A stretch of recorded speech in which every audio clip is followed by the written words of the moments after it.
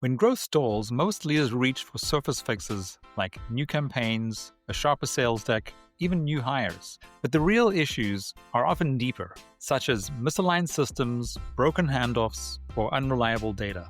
That's why we built the Growth Readiness Score.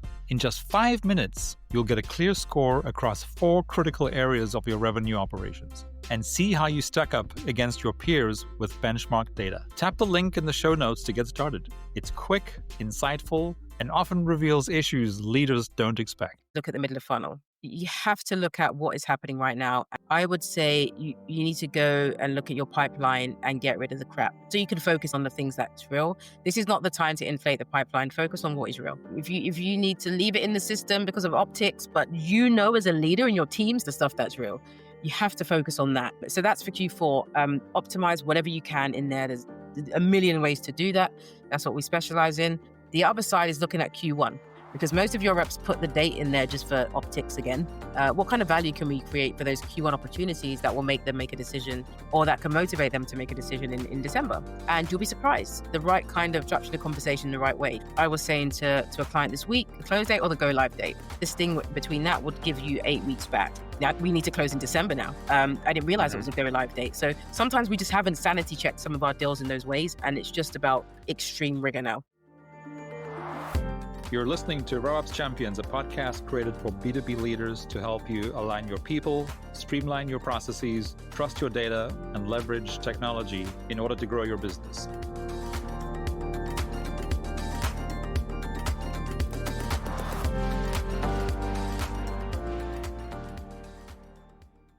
Welcome to the RevOps Champions podcast. I'm very happy to be joined today by Hannah Ajikawo.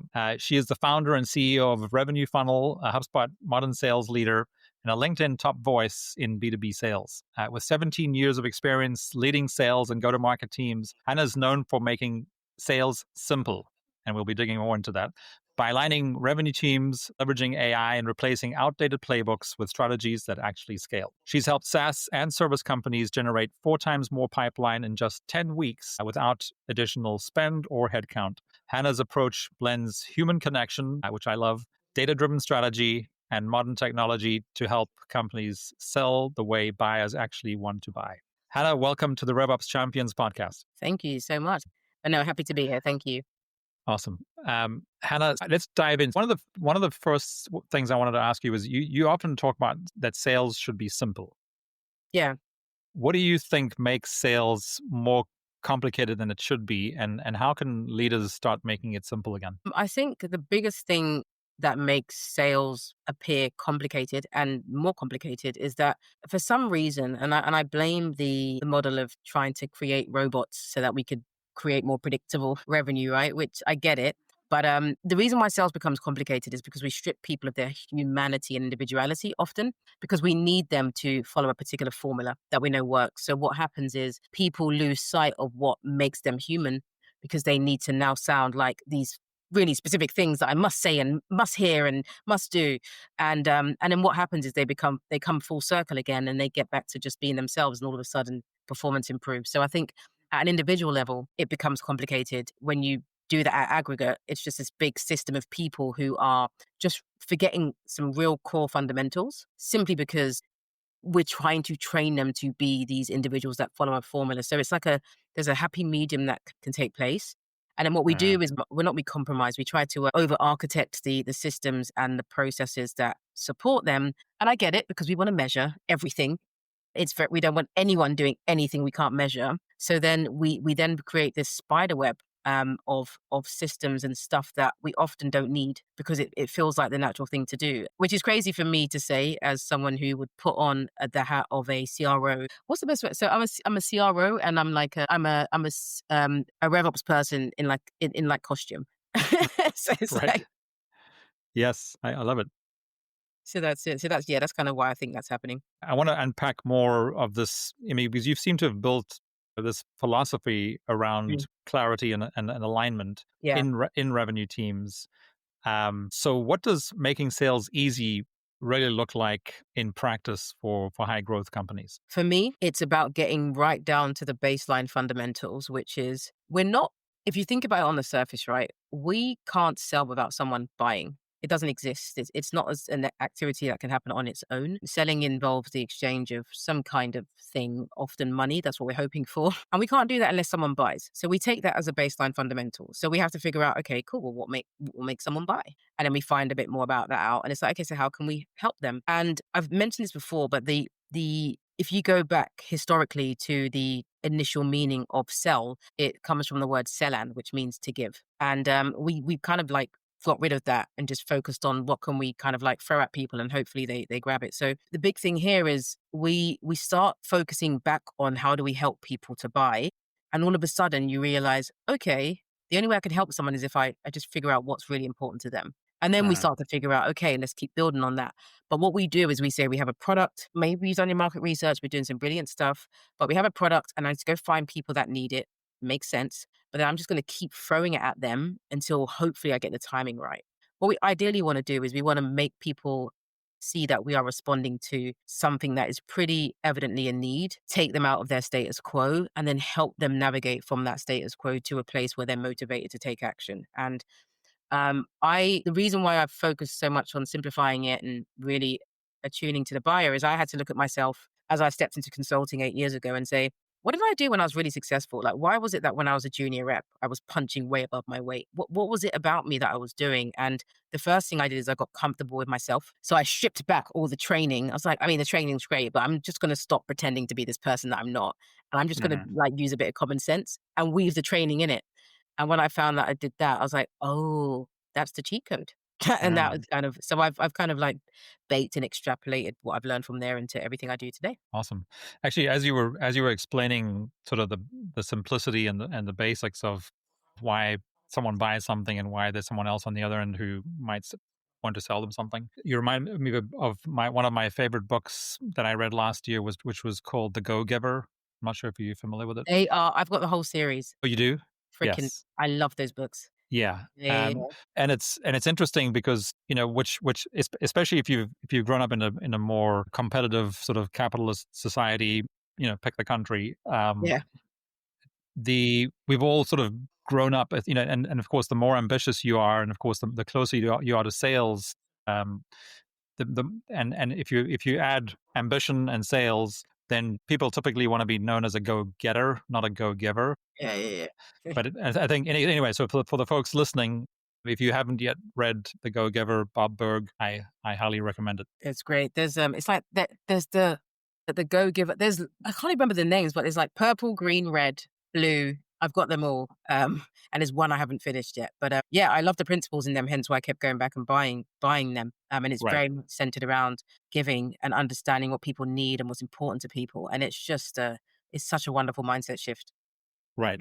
Which of course it reminds me. So you and I, even though we unfortunately weren't able to connect, and I figured we would run into each other in San Francisco last month, but it didn't happen. Yeah, We were at Inbound, as we know, the amazing people at HubSpot have a very similar philosophy of help educate, provide valuable content to the buyer, so that when they're in the right time and the fit mhm. feels right, they can then reach out once they've made an informed decision.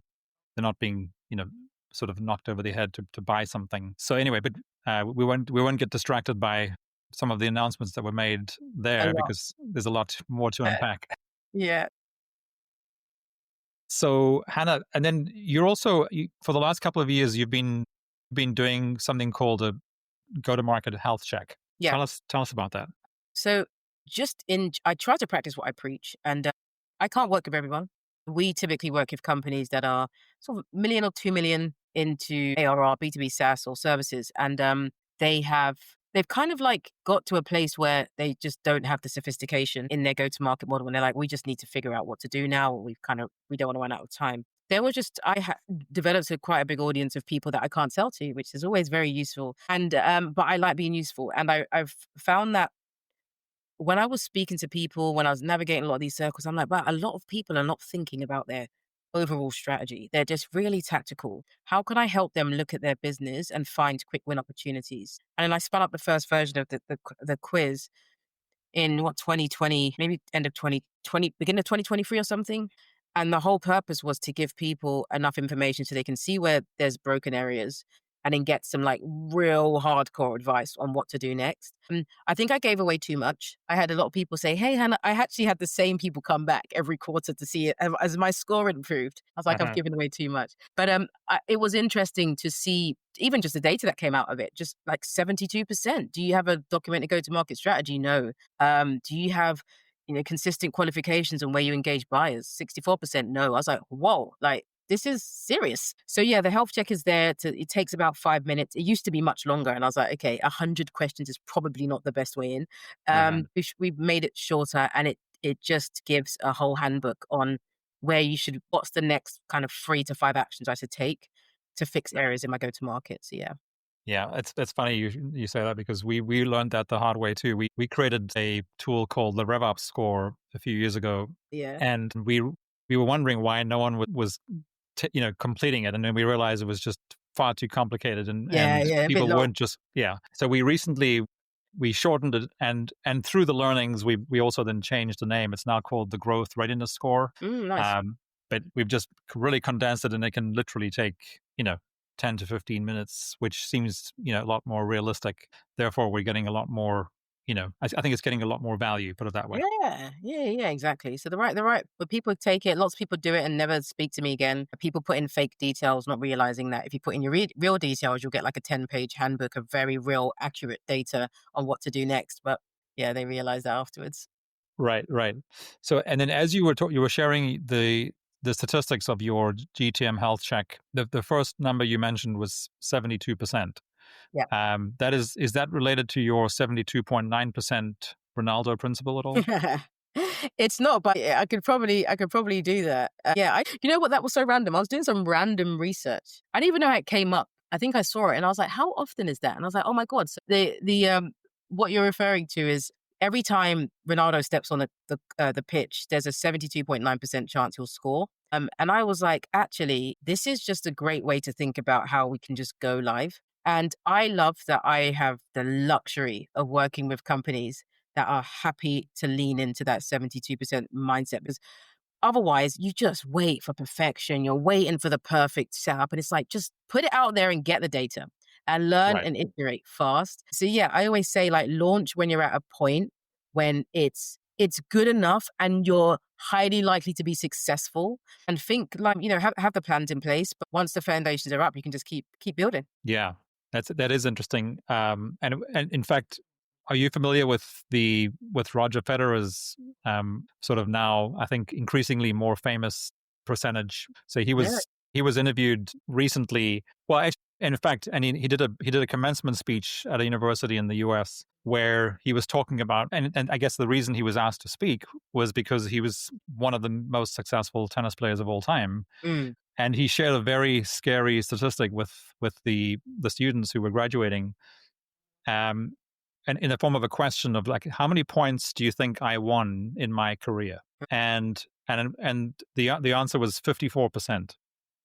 So he only won 54. Well, I say only he won 54% of Yeah. all the points that he ever played as a professional, which was only 0.3% more than, let's say, than the other players. So it's really in an EOS, which a lot of our clients use, and you might be familiar with as well, the entrepreneurial operating system. Yeah. They talk about, everything should be, the goal should be 80%, never 100, right? Can't be 100. Because if you're setting 100% goals, you're probably not pushing yourself far enough. So you set a goal, and if you achieve 80% of it, then you've made Yeah. great progress, and just do it again.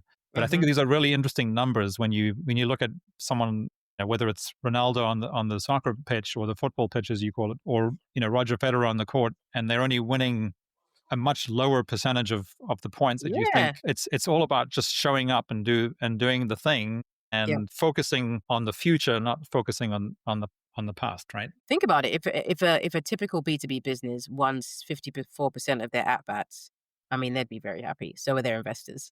So would everyone. Exactly. Right. 72% now. Yeah, we're going out for drinks every day, pretty much. So yeah, it's an interesting concept. But it actually came out of me accepting the fact that in the beginning I wasn't. I've changed that CEO hat on and stuff, but I was a starter of many things and the finisher of nothing. Uh-huh. And I had that feedback once, like you start a lot, but you don't really finish it.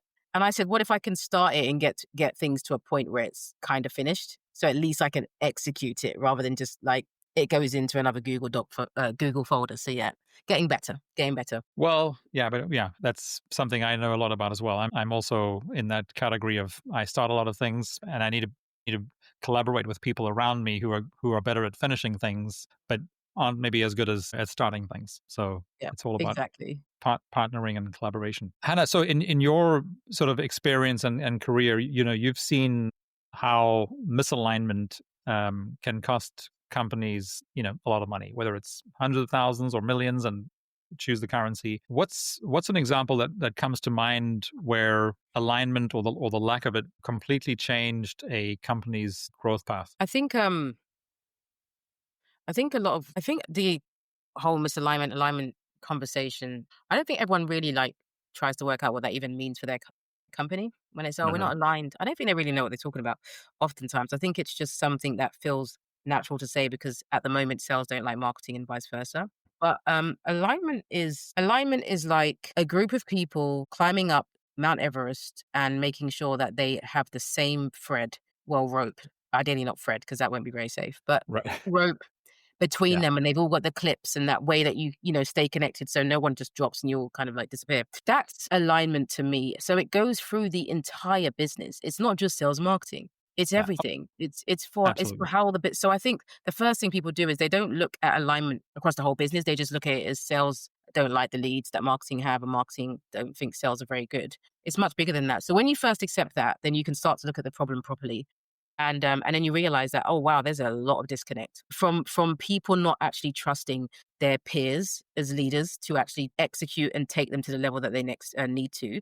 So Uh, imagine you've got a leader in power whose boss does not believe in them in the plan. You're aligned on that. You're misaligned from there because it's like we have this plan. Don't think the current leader can do it, but due to politics and this and that and this, we just have to leave them there to continue executing a broken system. Then you think about all of the other pieces around, KPIs and targets and how we view our customer. What does that journey look like, and who's all of those things? And when you start to connect the dots, where people first accept what alignment means, and then they recognize what are the things that we know that is broken, but we can't change it. So how do we start to figure out some kind of workaround? Then we start to make sure that there is a clear understanding of even roles and responsibilities. Just articulating that, I've seen convert into revenue simply because people realize, oh, that's what I'm in charge of. I didn't know that. That's uh, never been made clear to me. So simple understanding and clear role and responsibilities is one thing. And then of course we get into much more specifics around, how things are handed over and, how we treat different prospects and customers and stuff like that. But I think that we get so into the weeds of that tactical bit and we see a couple of wins that we forget above that someone's not owning that number or that function or that thing. uh. And it's usually ownership that I see most things. That's where I see a lot of things get broken. Like Yeah. ownership, and as far as who owns the number or who owns the Who business. owns part of this revenue process from where the cash starts to come in or the lead comes in, Uh-huh. and it's starting to convert into cash? There's parts where it's like, oh, we didn't know that we were responsible for that specific thing, and Uh, checking how it's going or just anything. So I see a lot of ownership and responsibilities broken down. I also think that a lot of people don't in the same vein, set really clear expectations. So it's like, there's two questions. What's your role? Are you 100% clear on your responsibilities? Most people will say no. Most people do not know what's expected of them. It's so right. crazy to me. Yeah. And oftentimes when they share it, people around them are like, oh, we'd also expect you to do this. And it's like, oh, I never knew that. It sounds crazy. I encourage everyone listening to this, go and ask that question to a few people around the business. It's going to make you nauseous. Yeah, well, absolutely.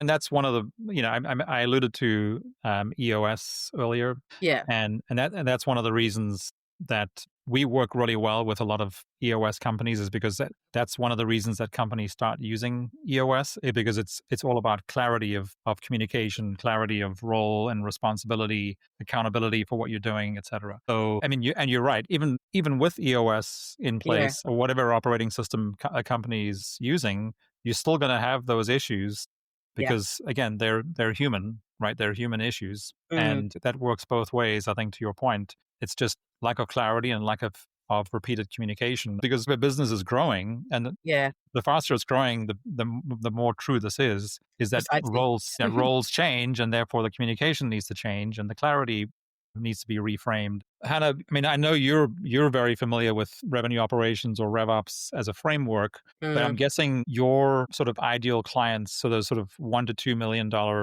you know, ARR SaaS and services businesses, are they already thinking about RevOps at that stage as a model Yeah. to overcome the things that you're talking about? So because, one of the reasons you use RevOps is to create more alignment between people, between processes, between the data, between the technology. Yeah.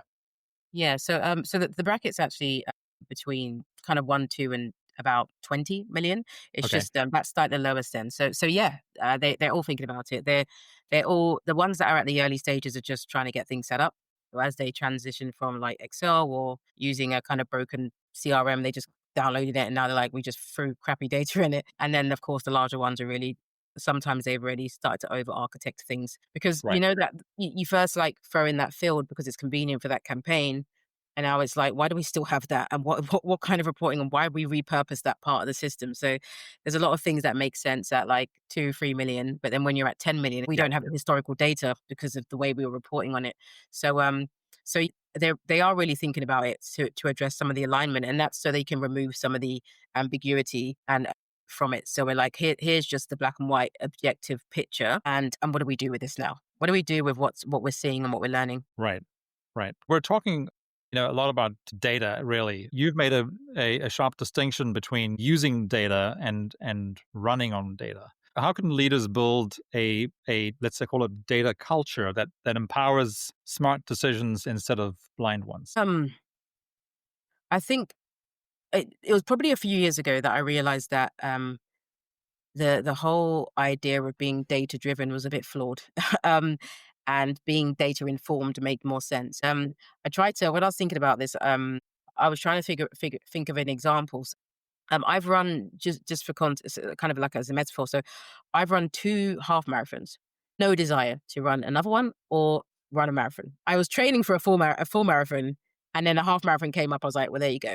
Now, Mhm. in my first marathon, I was actually I was heavier and much heavier, and I finished that one faster. The second one, I didn't train and I was much slimmer, but I just spent 2 weeks in Florida. So it was the next day after arriving. I had cramps and everything. But if we take the data from those, right, in one, you might say, okay, wow, looking at your time, you average 7 minutes per kilometer in that it's like 23.5 kilometers or something.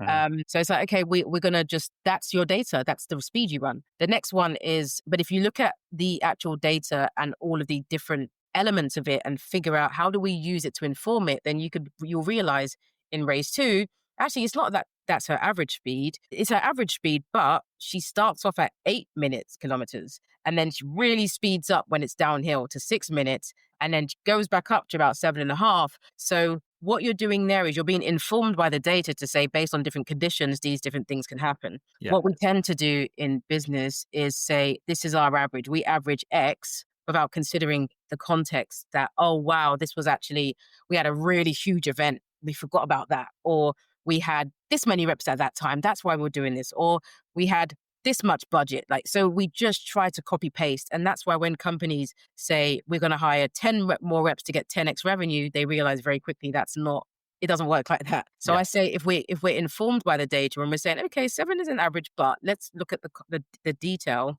Uh-huh. We can see that in rough conditions, we start off slow, a bit like a ramping period. Uh-huh. So yeah, I see that we kind of have to shift how we're thinking about data in order to use it better.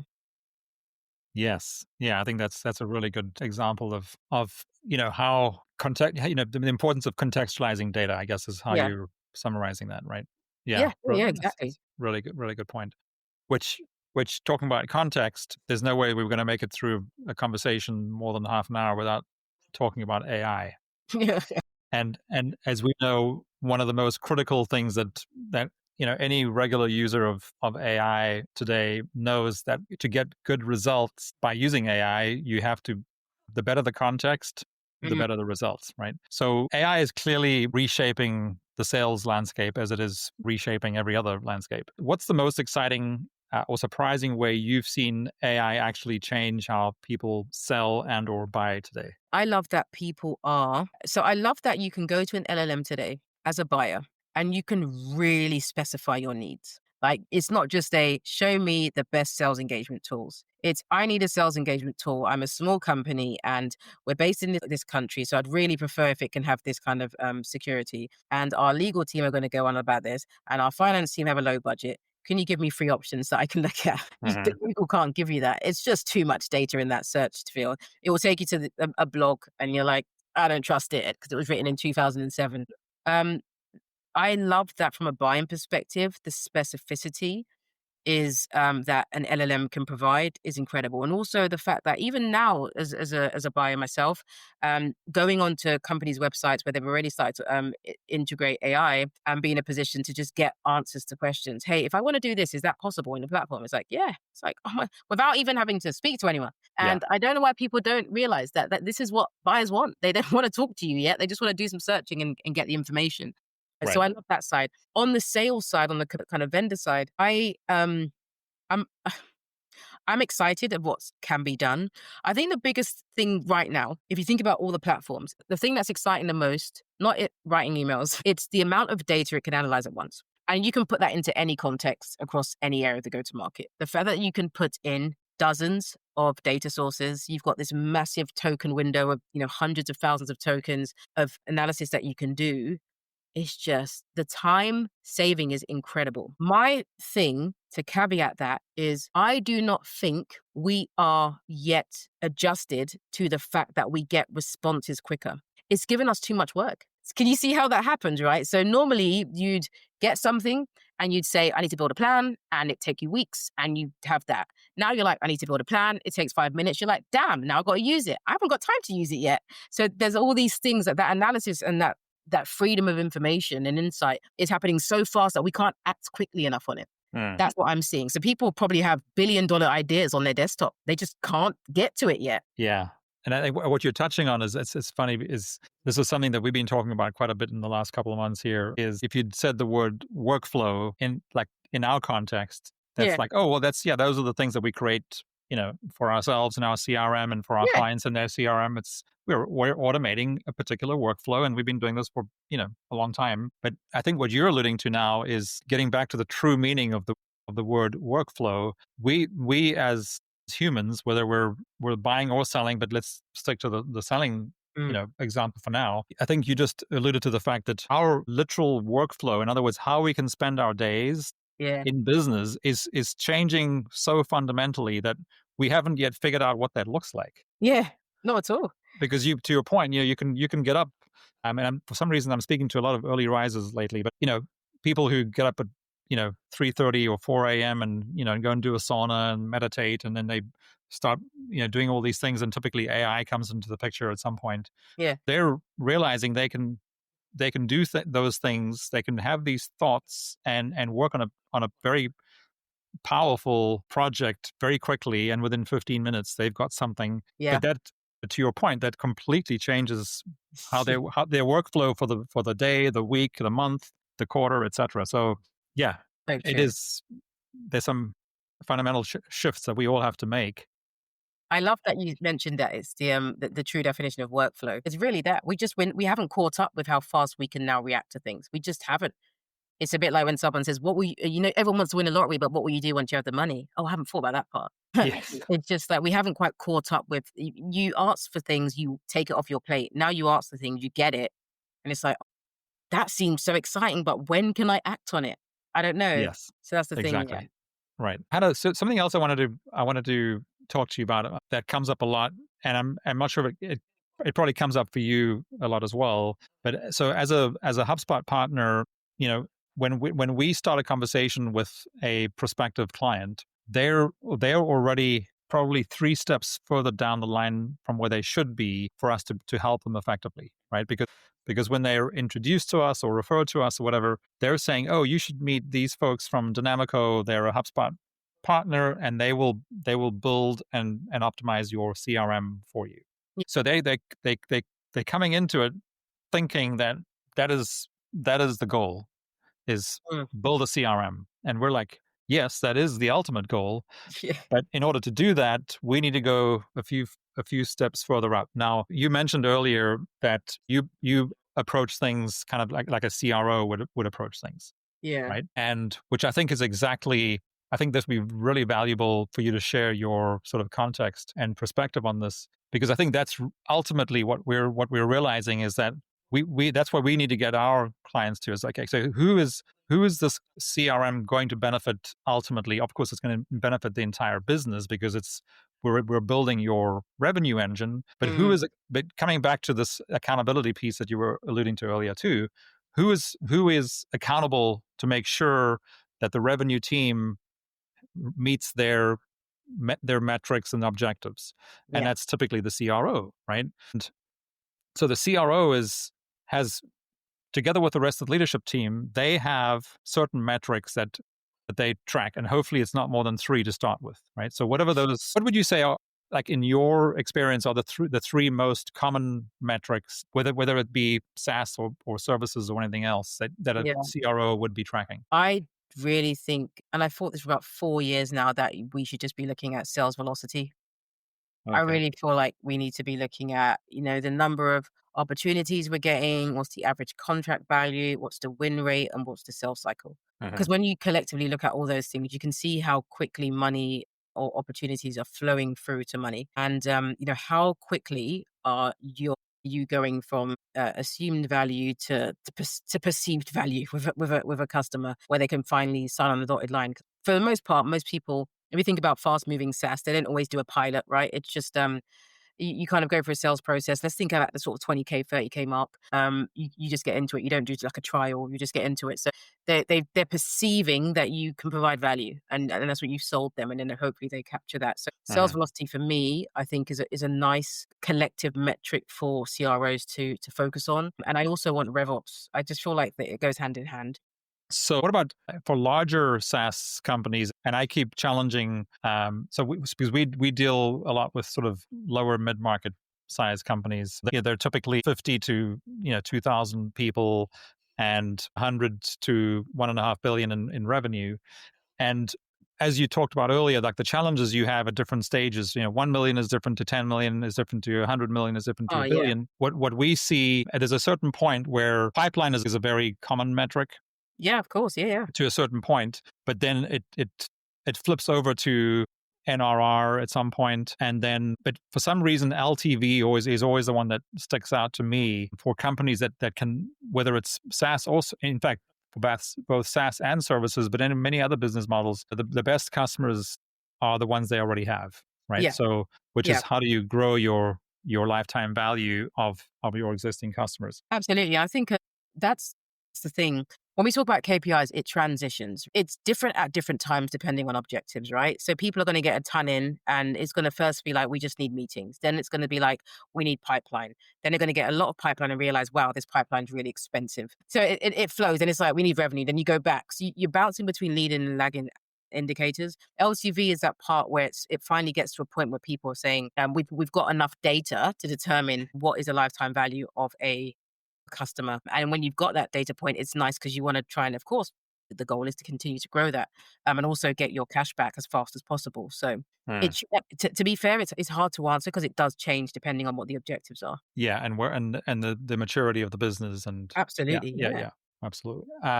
So then you mentioned we're talking about this sort of how the CRO is looking at things again, depending on where they are, where the company is in their sort of journey and maturity.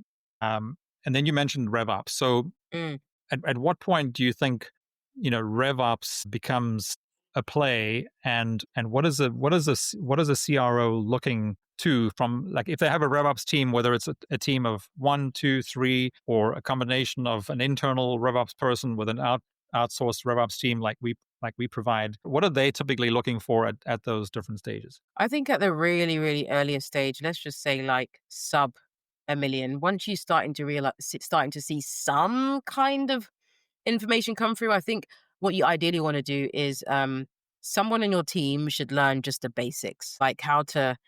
You can watch maybe getting started on HubSpot as an example, right, and just kind of get the basics in. And then you realize, okay, we're capturing data, but we're not doing anything with it. Because I think that's the first step. How do I just log in so I can capture data, like add something to a CRM? Mm, And then once you get past that, you're seeing a little bit more repetition in behaviors from your market, from your sales process. Then you want to start to add a little bit more sophistication. And it really depends. I think a sales driven CEO and business leader is going to do that from day one. That's just how they think. They're like, I've got a sales process from the moment I start my business. A technical one won't.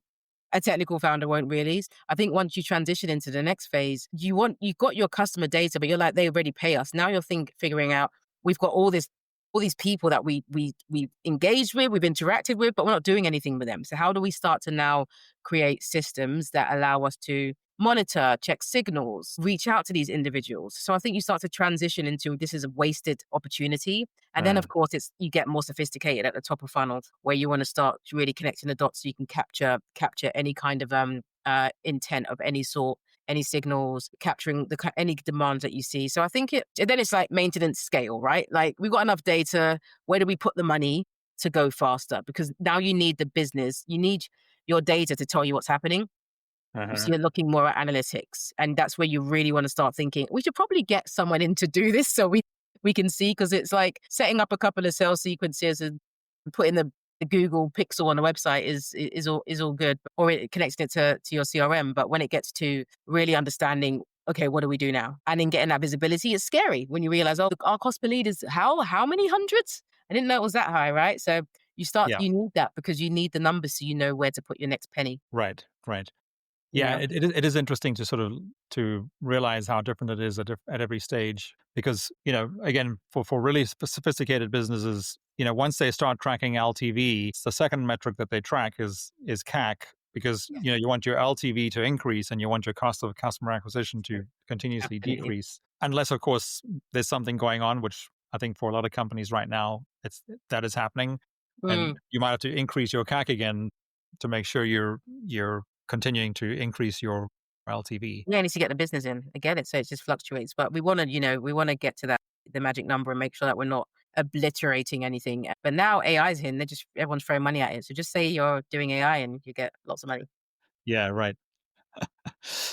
So Hannah, as we wrap up here, we are at Q4 2025.